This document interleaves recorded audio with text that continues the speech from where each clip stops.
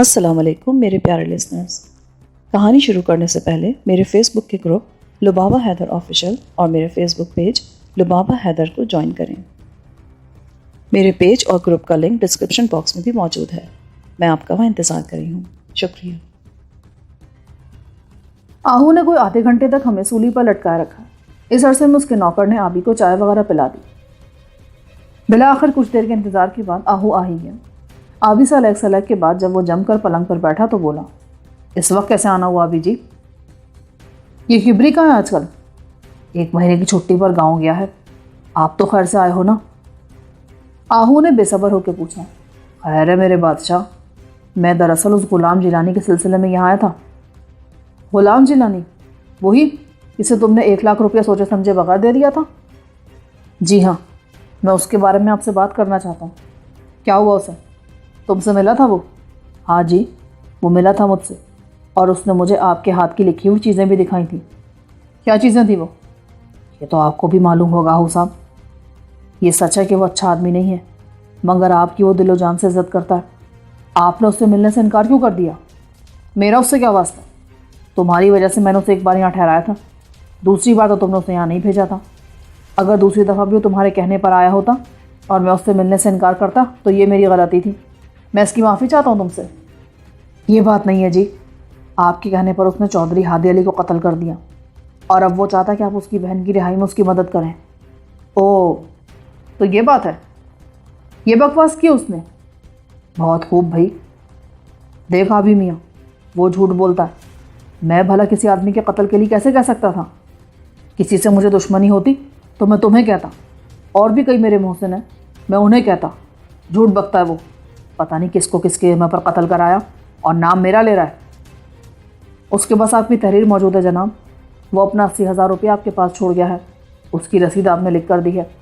آپ نے لکھ کر وعدہ کیا کہ اگر آپ اس کے کام کے عوض جو وہ کر کے آیا ہے اس کی مدد نہیں کریں گے تو آپ کی بیوی کو طلاق ہو جائے گی. ظاہر ہے وہ کام کو یوں ہی سا تو نہیں ہوگا. تو پھر اس کو بولو کہ وہ تحریر میری عدالت میں لے جائے، مجھ پر مقدمہ کر دیں. ایسے جھوٹ تو خدا جانے کتنے لوگ تراش لیتے ہیں. تم بھی اتنے سمجھدار آدمی ہو کر اس کی باتوں میں آ گئے. آہو صاحب، آپ جانتے ہیں وہ عدالت میں نہیں جا سکتا کیونکہ وہ مفرور ہے. پر میرا اس سے کیا واسطہ؟ جائے جہنم میں وہ. بات یوں ختم نہیں ہوگی جناب. آپ نے اس کو کبری کے ذریعے زہر دلوایا، وہ بچ گیا. پھر آپ نے ادھر ریلوے لائن کے قریب اندھیرے میں اس پر کبری کے ذریعے گولی چلوائی، وہ پھر بچ گیا. اس قصے میں آپ کا کبری زخمی ہو گیا تھا.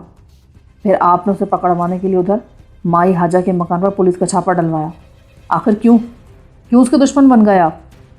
یہ سب جھوٹ ہے. وہ تجھے کہانیاں گھڑ گھڑ کے سناتا رہا ہے.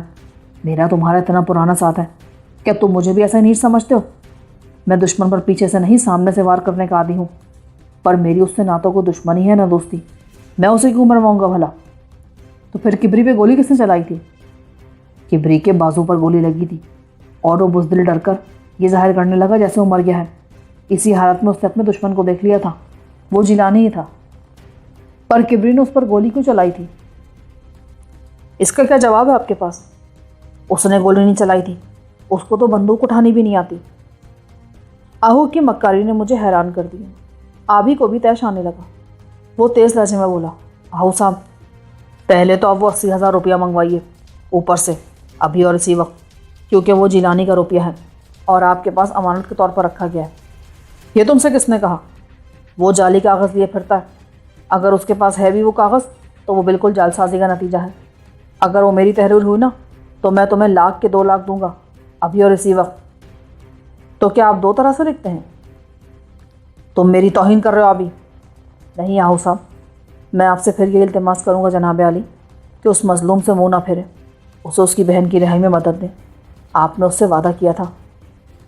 میں نے وعدہ ضرور کیا تھا، مگر یہ بات میرے بس میں نہیں رہی ہے. آئی جی جیل خانہ جات سے میرے تعلقات درست نہیں رہے. تو پھر اس کو صاف صاف کہہ دیں، اس کا دل نہ توڑیں، اس سے منہ تو نہ پھریں. یہ ضروری نہیں ہے. میرا اس سے کوئی تعلق نہیں ہے، نہ اس کا مجھ پر کوئی حق ہے. میں کیوں خواہ اس کے سامنے جھکتا پھروں؟ تو گویا آپ اپنے تمام وعدوں کو بھلا چکے ہیں. میں نے اس سے کوئی وعدہ نہیں کیا تھا. میں بتاؤں آپ کو آہو صاحب کہ آپ نے کیا کیا ہے؟ کیا کیا میں کوئی مجرم ہوں تمہارا؟ آپ بہت بڑے اور گھنے مجرم ہیں شیر دل آہو صاحب. آپ نے ایک تیر سے دو شکار کیے. آپ نے بڑے صاحب کو بھی خوش کر دیا کہ اس کا حریف ختم ہو گیا. آپ نے اپنے سگے سسر کو کرائے کے قاتل کے ہاتھوں مروا دیا تاکہ اس کی کروڑوں کی جائیداد آپ کو مل جائے، کیونکہ اس کی صرف 2 بیٹیاں ہیں اور ایک آپ کے نکاح میں ہے. یہی کیا نا آپ نے؟ تم بکواس کرتے ہو، یہ جھوٹ ہے بالکل. بہتر ہوگا کہ تم یہاں سے فوراً نکل جاؤ، ورنہ میں تمہیں بھی پولیس کے سامنے ننگا کر دوں گا. مت بھولو ابھی تم میرے ہاتھ سے نکل چکے ہو. اس کی بات سنتے ہی آبی نے ہلکی سی سیٹی بجائی، یوں جیسے کوئی بہت حیران ہو کر اپنی خفت مٹانے کے لیے ایسا کر رہا ہوں. اس کی سیٹی کی آواز سنتے ہی میں نے تیزی سے پلنگ کے نیچے سے نکل کر اپنا پستول آہو پر تان لیا. ادھر دیکھو مسٹر آہو، پہچانتے ہو مجھے نا؟ آہو اپنی جگہ سے اچھل پڑا. زیادہ پھدکنے کی ضرورت نہیں ہے آہو صاحب، اطمینان سے بیٹھ کر حساب دیجیے، ہم تو آپ کے پرانے خادم ہیں. آبی نے اچانک ہی اپنا لہجہ بدل لیا. اس کے لفظوں کی کاٹ ایسی تھی کہ آہو پسینہ پسینہ ہو گیا. کیا چاہتے ہو تم مجھ سے؟ میں نے آپ کے ارشاد کے مطابق آپ کے سسر چودھری ہادی علی کو قتل کر دیا. اب میں اپنی بہن آسیہ کی رہائی چاہتا ہوں. جناب شیردل آہو صاحب، آپ کا دیا ہوا پستول بھی بے آواز چلتا ہے جناب، اور کرشمے بھی دکھاتا ہے. کہیں تو آپ کو بھی دکھا دوں. انہیں وہ رسید دکھاؤ جیلانی. مجھے افسوس ہے آہو صاحب کہ آج میرا آپ سے تعلق ٹوٹ گیا. درمیان کی کڑی کہیں گر گئی ہے. اسے اندر لا کر تم نے دھوکہ دیا ہے مجھے. ایک دھوکے باز سے نمٹنے کے لیے ہمیں اور کیا کرنا چاہیے تھا آہو صاحب؟ بہرحال قصہ مختصر کریں، بتائیں کہ آپ اپنا وعدہ پورا کرتے ہیں یا نہیں. میں نے اس کو بالوں سے پکڑ کر جھنجھوڑتے ہوئے کہا، ٹھیک ہے، میں بھی تمہیں اس آدمی کے نام ایک رقعہ لکھ کر دیتا ہوں جس نے مجھ سے اس کام میں مدد دینے کا وعدہ کیا تھا. تو پھر جلدی کریں. قلم کاغذ تو ہوگا یہاں پہ آپ کے پاس؟ ہاں، ادھر الماری میں قلم اور کاغذ دونوں رکھا ہے. ذرا دیکھو ابھی، وہ الماری کھولو. آبی اٹھ کر الماری میں سے کاغذ اور قلم اٹھا لایا. آہو نے صوبائی حکومت کے ایک بہت ہی اعلیٰ افسر کے نام ایک رقعہ ہمارے سامنے تحریر کیا، جس میں اس نے صاف طور پر لکھا کہ وہ آسیہ نامی عورت کی رہائی کے لیے حامل حاضہ رقعہ کی مدد کرے. اس کے ساتھ ہی اس نے یہ بھی لکھا، چونکہ یہ رقعہ نہایت ہی عجلت کی حالت میں لکھ رہے ہیں اس لیے وہ زیادہ تفصیل میں نہیں جا سکتے. مجھے اچھی طرح یاد ہے اس نے لفظ عجلت ہی لکھا تھا، یعنی الف جیم لام تے. مجھے آہو کی اس نالائقی پر بہت حیرت ہوئی، مگر میں چپ رہا. وہ رقعہ اس نے لکھ کر مجھے دے دیا. اس میں انہوں نے اس افسر کے دفتر اور گھر کا پتہ بھی لکھ دیا، اس لیے میں نے مطمئن ہو کر وہ رقعہ آبی کے حوالے کر دیا. اس نے بھی اسے پڑھ لیا، مگر وہ مطمئن نظر نہیں آیا. وہ رقعہ مجھے دیتے ہوئے بولا، دیکھیں جناب آہو صاحب، اگر آپ اپنی جان کی سلامتی چاہتے ہیں تو آپ کو چپ چاپ یہاں میرے حکم پر اس وقت تک چلنا ہوگا جب تک آسیہ رہا نہیں ہو جاتی. مطلب کیا تمہارا؟ مطلب یہ ہے جناب، آپ اپنی بیگم کو بھی ادھر ہی بلا لیں اور اپنے نوکر باٹی کو کہیں کہ وہ ٹیلی فون بھی ادھر ہی رکھ دیں. آپ کا کھانا پینا رہنا سہنا سب ادھر ہی ہوگا اس وقت تک جب تک آسیہ رہا نہیں ہو جاتی. تو تم مجھے اپنا قیدی بنانا چاہتے ہو؟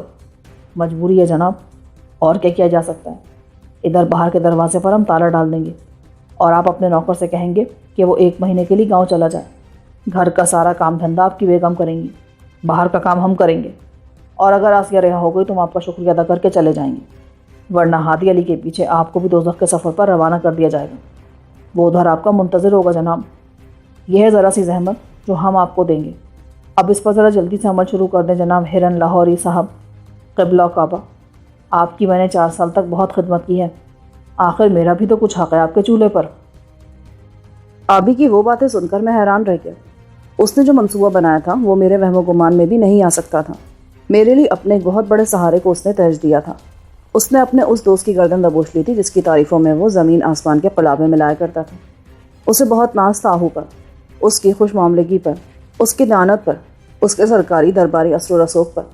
لیکن اس روز اس نے میری خاطر وہ سب کچھ پسے پوش ڈال دیا تھا، کیونکہ اسے یقین ہو چکا تھا کہ آہو صاحب نے میرے ساتھ بدترین قسم کی زیادتی کی ہے. آبی کے اس یکبستہ لہجے نے آہو کو متزلزل کر دیا. اس کا رنگ اڑنے لگا. پھر بھی اس نے اپنے خوف کو چھپاتے ہوئے چیخ کر کہا، تم دونوں نکل جاؤ یہاں سے، ورنہ اچھا نہیں ہوگا. اس کی یہ بات سنتے ہی آبی نے تڑاک سے الٹے ہاتھ کا ایک تھپڑ اس کے منہ پہ دے مارا اور اسے گھسیٹ کر پلنگ سے اتار لیا. اس ڈر سے کہ کہیں وہ شور نہ مچا دے، آبی نے اس کے منہ پر ہاتھ رکھنے کی کوشش کی، مگر آہو نے پوری قوت سے اپنا ماتھا آبی کے ماتھے سے ٹکرا دیا. آبی اپنا توازن برقرار نہ رکھ سکا اور صوفے پر گر گیا. آہو اس کے اوپر جا پڑا اور اس کی گردن پر ہاتھ ڈالنے لگا. اس کی قوت کا مجھے اندازہ ہی نہیں تھا. وہ آبی کو پریشان کر گیا تھا، مگر اچانک میں نے دیکھا کہ آبی نے آہو کے دونوں بازو پکڑ کر اپنے دونوں پیر اس کے پیٹ میں دے کر اسے صوفے کے اوپر سے دوسری طرف اچھال دیا، مگر اس کے ساتھ ہی صوفہ بھی الٹ گیا اور آپ بھی اس کے نیچے آ گیا۔ آہو نیچے گرتے ہی بلند آواز سے چیخا، باٹی ادھر آ، میری بندوق لا ادھر۔ پھر وہ اٹھ گیا تھا۔ اس کی آواز کمرے میں گونجی تو میں ڈرا کہ اگر معاملات دوسروں کے ہاتھ میں آ گئے تو سارا قصہ ہی خراب ہو جائے گا۔ میں لپک کر آہو کے سر پر پہنچا اور پوری قوت کے ساتھ اس سے ٹکرا گیا۔ وہ بوسیدہ دیوار کی طرح ڈھہ گیا، اس کا سر دیوار میں جا لگا تھا۔ میں نے موقع غنیمت جان کر آبی سے نظریں بچاتے ہوئے اس کی گردن میں اپنی انگلیاں دھسا کر اس کی رگیں احساس مسل دی۔ وہ فوراً ہی بے سدھ ہو گئی۔ اس کا سانس دھوکنے کی طرح چل رہا تھا۔ جب وہ بے ہوش ہوا تو اس کا منہ کھلے کا کھلا رہ گیا۔ آبی اس وقت تک صوفے کو سیدھا کر چکا تھا۔ یار آبی، تو اوپر جا کر اس سروری خانم کو قابو کر اور باٹی کو بھی ادھر لے آ کر باندھ دے۔ یہ لے میرا پستول، لیتا جا، بے آواز چلتا ہے یہ۔ آبی نے میرا پستول ہاتھ میں لیا تو اس کی غیر معمولی لمبی نال دیکھ کر بولا، یہ کیا چیز ہے بھائی؟ کمال کا ہتھیار لگتا ہے یہ تو۔ یہ جو نالی اس کے ساتھ لگی ہے نا، یہ آواز کو دباتی ہے۔ تو فوراً اوپر چلا جا، میں اس کو سنبھالتا ہوں۔ اب اسے بے ہوش کیسے کر دیا تو نے؟ اس نے تو بڑی جان کمائی ہوئی ہے، اس نے تو مجھے بھی الٹ دیا تھا۔ ابھی میں اس کی بات کا جواب نہیں دے پایا تھا کہ دروازہ کھلا۔ سامنے باٹی کھڑا تھا۔ میں نے آہو کوٹ میں لیا، سامنے صوفہ تھا۔ باٹی کی نظر آہو تک نہ جا سکی۔ اوپر بی بی جی بلا رہی ہیں آہو صاحب کو۔ کدھر ہے وہ؟ ابھی آتے ہیں وہ، تم ذرا اندر تو آؤ۔ یہ کہہ کر آبی نے آگے بڑھ کر اسے بازو سے پکڑا اور اندر گھسیٹ لیا۔ دیکھ باٹی، یہ پستول ہے نا، اس کی نال سیدھی تیرے مغز میں اتار دوں گا اگر تو نے کوئی بھی گڑبڑ کی تو۔ یہ کہہ کر اس نے باٹی کے کندھے پر پڑا رومال اچک کر اپنی دونوں ٹانگیں اس کی ٹانگوں میں پھنسا کر رومال اس کے منہ پر کس دیا۔ یہ سب اتنی تیزی سے ہوا کہ باٹی صورتحال کو اس وقت ہی صحیح طور پر سمجھ سکا جب میں اس کی دونوں باہیں کمر پر باندھ چکا تھا۔ اس کام کے لیے میں نے اس کی شلوار سے زاربند نکال لیا تھا۔ یار تو خود ہی جا اوپر، میں اس کا سامنا نہیں کر سکتا، اس سروری خانم کا۔ آبی نے باٹی کو پلنگ پر گراتے ہوئے کہا، ٹھیک ہے لا تو، پستول دے دے مجھے۔ یہ کہہ کر میں نے چپچا اس کے ہاتھ سے جھپٹ لیا اور دروازہ کھول کر صحن میں نکل گیا۔ گھر میں ہر طرف اس وقت خاموشی تاری تھی۔ بچہ تو ان کا کوئی تھا نہیں اور کبری شاید اسپتال میں تھا، یا ہو سکتا ہے آہو ٹھیک کہتا ہو کہ وہ گاؤں گیا ہوا ہے۔ گھر میں سروری کے سوا اور کوئی نہیں ہو سکتا تھا۔ کوئی عورت بھی ان کا ملازم تھی، مگر اس کے بارے میں اس وقت تک مجھے کچھ معلوم نہ تھا۔ بہرحال میں دبے قدموں چلتا ہوا اوپر جا پہنچا۔ سامنے ایک بڑا سا ہال کمرہ تھا جس کے چاروں طرف کمرے بنے تھے۔ میں ہال میں داخل ہوا تو مجھے سروری خانم ایک دروازے میں داخل ہوتی نظر آئی۔ وہ اس وقت گلابی رنگ والی بڑی ہی خوبصورت ساڑی پہنے تھی۔ بال نفاست سے اس کے کندھوں پر پھیلا رکھے تھے۔ میں فاصلہ پھلانگتا ہوا ایک دم اس کے اوپر جا پہنچا اور اسے بالوں سے پکڑ کر اس کا منہ اپنی طرف کر لیا۔ خبردار جو تم نے مجھ سے کو آواز نکالی تو چلو ادھر اندر چلو۔ یہ کہہ کر میں نے اسے اندر دھکیلا تو اس کا رنگ ہلدی ہو گیا۔ میری آنکھوں میں جمی بربریت اس کے لیے عجوبہ چیز تھی۔ اس کو اندر لے جا کر میں نے ایک پلنگ پر گرا دیا۔ میرے ایک ہاتھ میں پستول تھا اور دوسرے میں باٹی کا آدھا ہزار بند۔ تم مجھے جانتی ہو سروری خانم، میں آہو سے اپنا حساب چکانے کے لیے آیا ہوں۔ اس نے تباہ کر دیا ہے مجھے اور اسی سلسلے میں تمہیں باندھ رہا ہوں۔ یہ کہہ کر میں نے پلنگ کے ایک طرف پڑا اس کا دوپٹہ اٹھا کر تیزی سے اس کے منہ پر باندھ دیا۔ اس کا سارا بدن لرزنے لگا۔ اس کے منہ سے اف تک نہ نکلی، حالانکہ وہ خاصی اونچی لمبی دراز عورت تھی اور ڈیل ڈول اس کا ایسا تھا کہ وہ اگر مجھ سے الجھتی تو دو چار ہاتھ تو وہ مجھے دکھائی سکتی تھی۔ اس کا منہ باندھ کر میں نے اس کے دونوں ہاتھ اس کی پیٹھ پر لا کر ازار بند سے باندھ دیے۔ اس کی خوبصورت اونچی ایڑی کی جوتی اس کے پاؤں سے اتاری اور اس کی دونوں ٹانگیں اٹھا کر پلنگ کے پہلو کے بل گرا دیا۔ آہو کا ٹیلی فون اسی کمرے میں خوبصورت تپائی پر رکھا تھا۔ وہ بہت سجا سجایا کمرہ تھا۔ سروری خانم کو بے بس کر کے میں نے دروازہ بند کیا اور ہال کمرے سے گزر کر سیڑھیوں میں آ گیا۔ پہلے قدم پر آبی کھڑا تھا۔ وہ باٹی کو کھینچ کر وہاں تک لے آیا تھا۔ اسے اوپر لے آ یار، میں نے اسے باندھ دیا ہے۔ آبی نے باٹی کی کمر میں ٹہوکا دیا تو وہ آہستہ آہستہ سیڑھیاں چڑھنے لگا، مگر جب وہ درمیانی زینے پر پہنچا تو ایک دم پلٹ کر آبی پر گرا اور اسے اپنے ساتھ لے کر لڑکتا ہوا صحن میں جا پڑا۔ وہ آبی پر یوں جھکا تھا کہ اس نے اپنے دونوں گھٹنوں میں آبی کا پیٹ دبا لیا تھا اور اپنے سر سے اس کے ماتھے پر ٹکرے مار رہا تھا، حالانکہ اس کے ہاتھ پیچھے بندھے ہوئے تھے۔ وہ باٹی اپنی جوانی میں سیکھے ہوئے پہلوانی کے گر اس پر آزما رہا تھا۔ سیڑھیوں پر یوں اچانک لڑکنے کی وجہ سے آبی کے سر پر گہری چوٹ آئی تھی۔ وہ باٹی کے سامنے بے بس ہوا جاتا تھا۔ میں سیڑھیاں پھلانگتا ہوا نیچے اترا اور جاتے ہی پوری قوت سے باٹی کی پسلی میں لات دے ماری۔ وہ الٹ کر دوسری طرف گرا۔ غصے نے مجھے بالکل پاگل کر دیا تھا۔ میں نے باٹی کو بے تحاشا پیٹنا شروع کر دیا۔ اس کا منہ بندھا ہوا تھا، ورنہ وہ شاید مار سہتے ہوئے اتنا چلاتا کہ دور دور تک لوگ اس کی آواز سن لیتے۔ 5-6 جب کرارے سے ہاتھ اس کے بدن پر پڑے تو وہ بالکل بے سدھ ہو کر فرش پر گر گیا۔ اس عرصے میں آبی اٹھ کر خود کو سنبھال چکا تھا۔ اس نے تو مجھے چکرا کر رکھ دیا تھا یار، بڑا خطرناک بڈھا ہی ہے، چوٹ تو نہیں آئی تجھے؟ اس نے سر پر ہاتھ پھیر کر میرے آگے کر دیا۔ اس کی انگلیاں خون آلود ہو چکی تھیں، سیڑھی کی نوک لگی سر میں۔ اس پارٹی نے تو کمال ہی کر دیا، حق نمک ادا کر رہا ہے سالا، چلو اس اوپر لے چلتے ہیں۔ یہ کہہ کر میں نے باٹھی کے ٹھوکر لگا کر اسے اٹھایا اور پھر اپنے ساتھ کھینچتا ہوا اوپر لے آیا۔ میں اسے بھی اوپر ہی لے آتا ہوں، آبی نے سیڑھیوں میں منہ ڈال کر کہا اور پیچھے ہٹ گیا۔ باٹھی میں اب مزید مار سہنے کی ہمت نہ تھی۔ وہ بڑی فرما برداری سے میرے ساتھ اوپر چڑھا تھا۔ میں نے اسے ہال کمرے سے گزار کر سروری خانم کے ساتھ والے کمرے میں ڈال دیا۔ یہ سروری کا وہ کمرہ تھا جہاں وہ لباس تبدیل کرتی تھی۔ اس الگنی پر اس کی 3-4 شلواریں ٹنگی تھیں جن میں ریشمی اظہار بند پڑے تھے۔ میں نے اظہار بند نکال کر باٹھی کی ٹانگیں بھی کس کر باندھ دی۔ اس کی آزادی ہمارے لیے خطرناک ثابت ہو سکتی تھی۔ اس کام سے فارغ ہو کر میں سروری کے کمرے میں گیا تو یہ دیکھ کر حیران رہ گیا کہ وہ وہاں موجود نہ تھی۔ وہ شاید دوسرے کمرے میں جا گھسی تھی۔ اس کی ٹانگیں بھی آزاد تھیں، صرف ہاتھ بندھے تھے اور اس پہلو کے کمرے کا دروازہ اندر سے بند تھا۔ میں نے اس کو دھکیل کر کھولنے کی کوشش کی تو معلوم ہوا کہ وہ اندر سے کنڈی چڑھا چکی ہے۔ وہ کنڈی ایسی ارل تھی کہ تختے کے درمیان میں لگی تھی۔ سروری نے اپنے ہاتھ کو ذرا سا بڑھا کر اسے بڑی آسانی سے بند کر لیا تھا۔ میں نے ہال میں جا کر عقب میں کھلنے والی کھڑکیوں میں سے باہر جھانک کر دیکھا تو مجھے اطمینان ہوا کہ ادھر کوئی راہداری نہ تھی اور اس طرف سے سروری خانم باہر نہیں نکل سکتی تھی۔ ابھی میں وہاں کھڑا ہی تھا کہ آبی سیڑھیاں چڑھ کر آیا۔ اس نے آہو کو کمر پر لات رکھا تھا۔ آبی بری طرح ہانپنے لگا۔ پھر اس نے آہو کو لا کر دھڑام سے فرش پر پٹک دیا۔ اسے پکڑو اور ادھر ذرا اندر لے چلو، پلنگ پر ڈال دیں گے ہم اسے۔ بڑا وزن ہے یار اس سور کا، مجھے تو تھکا ہی دیا اس نے۔ اس کے گناہوں کا بوجھ بھی تو شامل ہے اس کے وزن میں، لے پکڑ اسے ادھر سے۔ ہم دونوں نے آہو کو اوپر نیچے سے پکڑا اور اسی پلنگ پر لے جا کر ڈال دیا جس پر تھوڑی دیر پہلے سروری کو میں نے لٹایا تھا۔ یار وہ سروری تو ادھر مورچہ بند ہو گئی ہے، اس نے کنڈی چڑھا لی اندر سے۔ تو نے باندھا نہیں تھا اسے؟ ہاتھ اور منہ تو باندھ دیے تھے پر ٹانگیں آزاد تھیں۔ کمال کرتا ہے تو بھی یار، نہ تجربہ نہیں تھا نا مجھے، اس لیے چوک ہو گئی، مگر ٹھہر میں دیکھتا ہوں یہ اندر کر کیا رہی ہے۔ میں نے دروازے کے اوپر چھوٹا سا روشن دان دیکھتے ہوئے کہا اور تپائی کھینچ کر اس پر پاؤں رکھ دیا۔ وہ میرا وزن سہار سکتی تھی۔ تپائی پر چڑھ کر میں نے روشن دان کے شیشے میں سے دوسرے کمرے کے اندر نگاہ ڈالی۔ سروری خانم اس گھڑی اپنے سارے بدن کو باہوں میں سے گزار کر اپنے بندھے ہوئے بازو آگے لانے کی کوشش کر رہی تھی۔ مجھے محسوس ہوا کہ اس کا لچکیلا بدن اس کی باہوں کے حلقے میں سے گزر جائے گا، مگر مجھ سے غلطی یہ ہوئی تھی کہ میں نے ڈوری اس کی کلائیوں پر وہاں باندھی تھی جہاں وہ اپنی گھڑی باندھے ہوئے تھی۔ اس کی وجہ سے اس کی بلا آستین بلاؤز کی برہنہ باہیں اتنی جگہ ضرور بنا رہی تھی کہ اگر وہ ذرا سی بھی کوشش کرتی تو باہوں کو آگے لا سکتی تھی اور پھر اپنے دانتوں سے وہ بڑی آسانی سے ڈوری کی گرہ کھول سکتی تھی۔ وہ صوتی اظہار بند اس کے لیے ہتکڑی تو بن گیا تھا، مگر اسے کھول لینا کسی بھی طرح مشکل نہ تھا۔ میں نیچے اتر آیا۔ صورتحال خاصی مخدوش تھی۔ اگر وہ اپنی باہیں کھول لیتی تو دوسری طرف کے دروازے کی کنڈی گرا کر بڑی آسانی سے آگے نکل سکتی تھی، اور مجھے نہیں معلوم تھا کہ آگے کیا ہے۔ عین ممکن ہے کہ اس کمرے کے راستے وہ کسی اور طرف سے نکل کر ہماری دسترس سے باہر چلی جائے۔ مجھے کسی فوری اقدام کی ضرورت تھی۔ کیا کر رہی ہے وہ؟ یار وہ تو اپنے ہاتھ کھولنے کی کوشش کر رہی ہے۔ اسے پکڑ میرے بھائی، اس کمرے کے آگے ایک راہداری ہے جو مکان کے عقب میں چھوٹی سیڑھی کی طرف جاتی ہے، روک اسے۔ آبی نے پریشان ہو کر کہا۔ میں پستول سیدھے ہاتھ میں لے کر ایک بار پھر تپائی پر چڑھا۔ سروری خانم ابھی تک اپنی کوشش میں کامیاب نہ ہو سکی تھی۔ اٹھ جا سروری اور ادھر آ کر کنڈی کھول دے، ورنہ میں تیرے سر میں سوراخ کر دوں گا۔ اس کی پیٹھ میری طرف تھی۔ میری آواز سن کر اس نے سر گھما کر اوپر دیکھا تو اس کی آنکھوں سے آنسو بہہ رہے تھے۔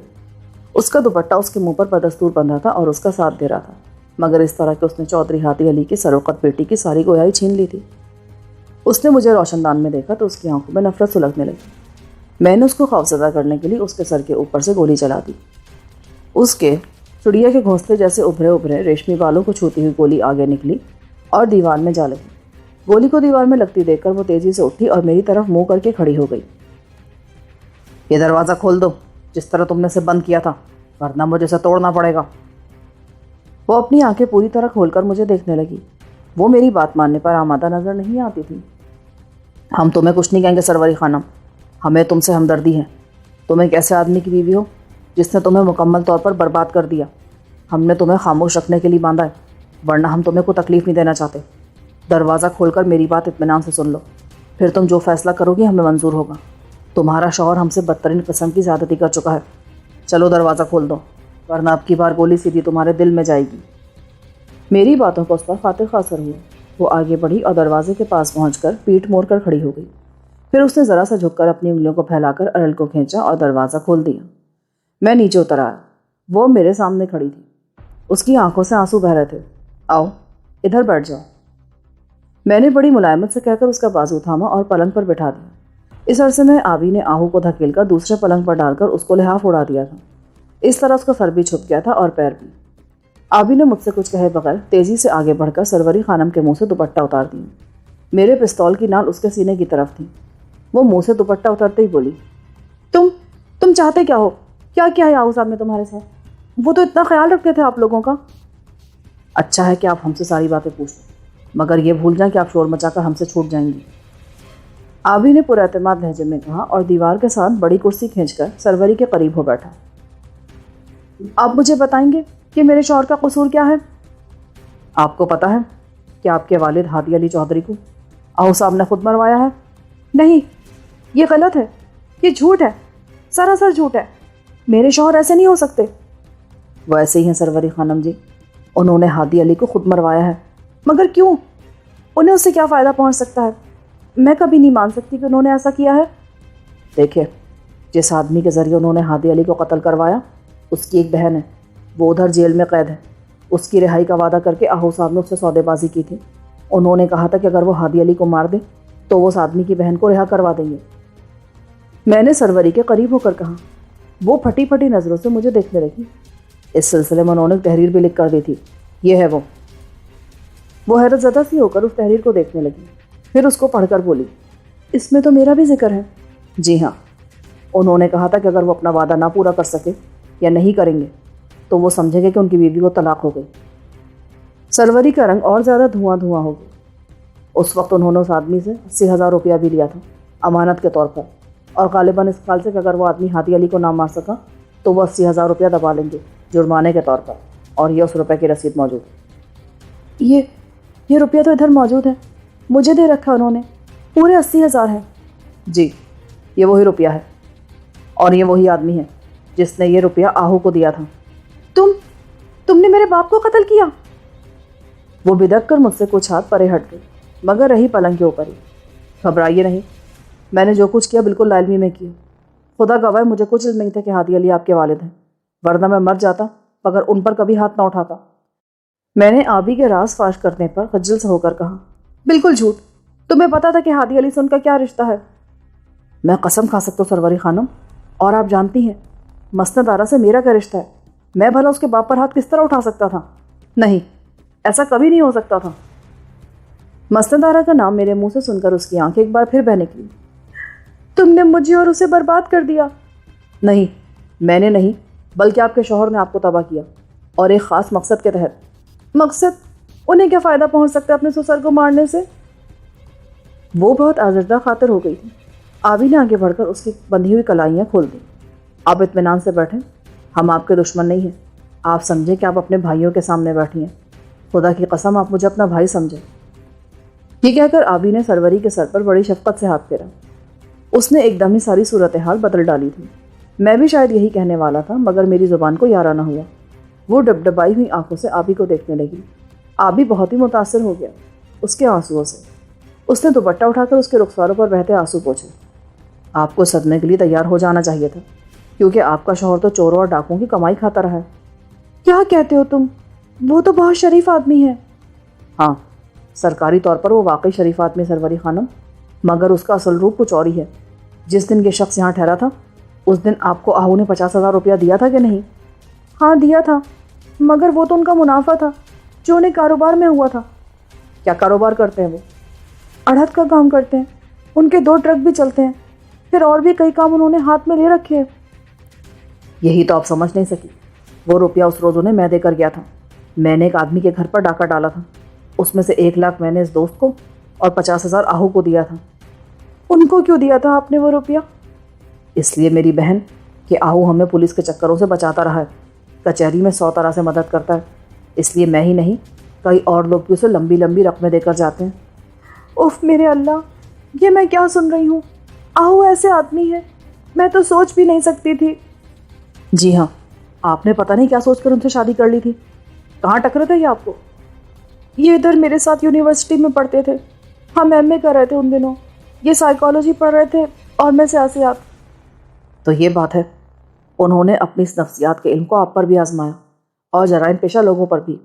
سیاست میں دلچسپی ان کو آپ میں دلائی ہوگی. یہ بھی انہی کا شوق تھا اور اس میں بھی یہ خاصے کامیاب رہے ہیں.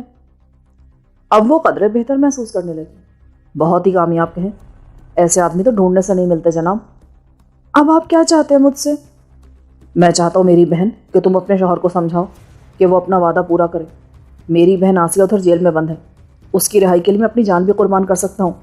اس کی خاطر میں نے اتنے بڑے آدمی کو قتل کر دیا، مگر ابھی اپنے وعدے سے پھر گئے ہیں یہ بھائی آہو صاحب. اب کہاں ہیں وہ؟ آپ سے ملنے کے لیے نیچے گئے تھے. وہ ادھر آپ کے پیچھے لیٹے ہیں، لحاف اٹھا کر دیکھیں. وہ پلٹ کر پیچھے ہٹی اور آہو کے منہ سے لحاف الٹ کر اسے دیکھنے لگی. یہ سوئے ہوئے ہیں، انہیں کیا کھلایا آپ نے؟ کچھ نہیں، بس ذرا بے ہوش ہو گئے تھے. انہیں ہوش میں لائیے تو میں ان سے بات کروں. یہ جلدی ہوش میں آ جائیں گے بیبی، پہلے تو آپ وہ 80,000 روپیہ دھر لائیں. ہاں وہ میں لا دیتی ہوں. یہ کہہ کر وہ اٹھی اور پہلو کے کمرے کی طرف چل دی. میں نے پستول سیدھے ہاتھ میں تھام رکھا تھا. اس پر کسی قسم کے اعتماد کا سوال ہی پیدا نہیں ہوتا تھا. وہ اول تا آخر آہو کی بیوی تھی، ہمارے دشمن کی جیون ساتھی. میں بھی اس کے ساتھ دوسرے کمرے میں جا گھسی. وہاں پہنچ کر اس نے الگنی پر ٹنگے اپنے کوٹ کی جیب سے چابیوں کا گچھا نکالا اور سامنے دیوار کے ساتھ رکھے سیف کو کھولنے لگی. 3 چابیاں وہ لگا چکی. پھر اس نے دستک گھمایا. سیف آپ ہی آپ کھل گیا. اس کے بہت سے خانے مقفل تھے. اس نے صرف ایک خانہ کھولا. اس میں بہت سے نوٹ دھرے تھے. وہ خاصا بڑا خانہ تھا. نوٹوں کی کچھ گڈیاں ایک طرف ہٹا کر اس نے ایک رومال میں لپٹے نوٹ نکالے اور میری طرف بڑھا کر بولی، یہ لیں، یہی ہیں وہ نوٹ، اور اسی طرح رومال میں بندھے جس طرح مجھے ملے تھے. گن لینے. میں نے وہ نوٹ بائیں ہاتھ میں تھام دی. پستول کا رخ میں نے ابھی تک اسی کی طرف کر رکھا تھا. وہ مجھے بہت ہی عیار عورت نظر آتی تھی. اپنے سارے خوف پر قابو پا لینے کے بعد وہ بڑی حد تک پرسکون نظر آ رہی تھی.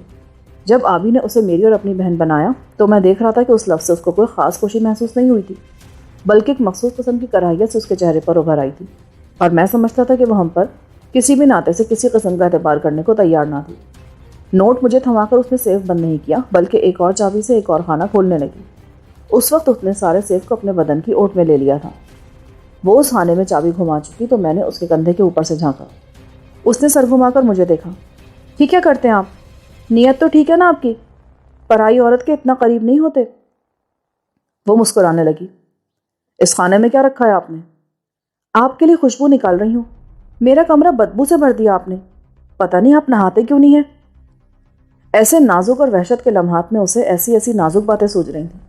اس نے ایک بار پھر مجھے نگاہ غلط انداز سے دیکھا اور خانہ کھول دیا. اس میں خوشبو کی 2 شیشیاں دھری تھیں جن پر پمپ لگے تھے. اس نے ایک شیشی اٹھائی. ذرا گریبان کھولیں اپنا، دیکھیں تو کیسی عمدہ خوشبو ہے. میں ابھی تک کمبل اوڑے تھا. مجھے بھلا کسی خوشبو سے کیا لینا دینا. اچانک میری چھٹی حص نے مجھے احساس دلایا کہ جیلانی، تجھ پر یہ عورت شاید وہی حربہ آزما رہی ہے جس کی بدولت عالیہ نے تجھے زیر کر لیا تھا. میں نے تیزی سے وہ شیشی اس کے ہاتھ سے جھپٹنا چاہی، مگر وہ بہت تیز نکلی. اس نے شیشی کا پمپ چلا دیا.